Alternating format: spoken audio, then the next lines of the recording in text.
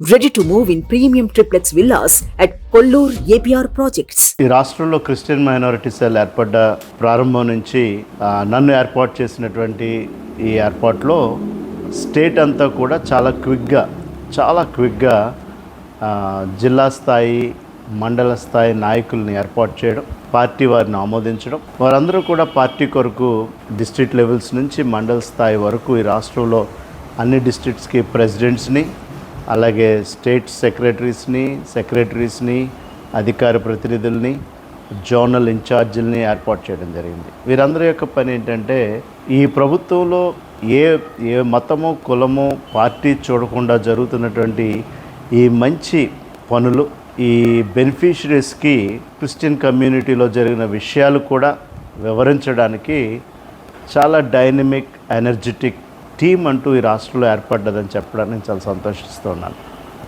ఈ రాష్ట్రంలో Christian minority సెల్లో ఉన్నటువంటి జిల్లా ప్రెసిడెంట్స్ దగ్గర నుంచి, మండల నాయకుల దగ్గర నుంచి, అధికార ప్రతినిధుల దగ్గర నుంచి, సెక్రటరీస్ కూడా వాళ్ళ వంతు ఈ యొక్క ఇన్ఫర్మేషన్ని through the government to the Christian community అనే ఈ వివరణతో కూడినటువంటి విషయాల్ని గ్రాస్ రూట్ లెవెల్కి ఇంత స్పీడ్గా వీరు తీసుకుని వెళ్ళడం చూసి నేనే ఆశ్చర్యపోతున్నా. అంత ఎఫర్ట్స్ పెడుతున్నారు. ఈ క్రిస్టియన్ మైనారిటీ సెల్ని ఈ విధంగా గుర్తించినటువంటి గౌరవ ముఖ్యమంత్రి అయినటువంటి జగన్మోహన్ రెడ్డి గారికి మా ప్రత్యేక కృతజ్ఞతలు. అలాగే ఈ విభాగాల చైర్మన్ అయినటువంటి విజయసాయి రెడ్డి గారికి మా ప్రత్యేకమైన కృతజ్ఞతలు.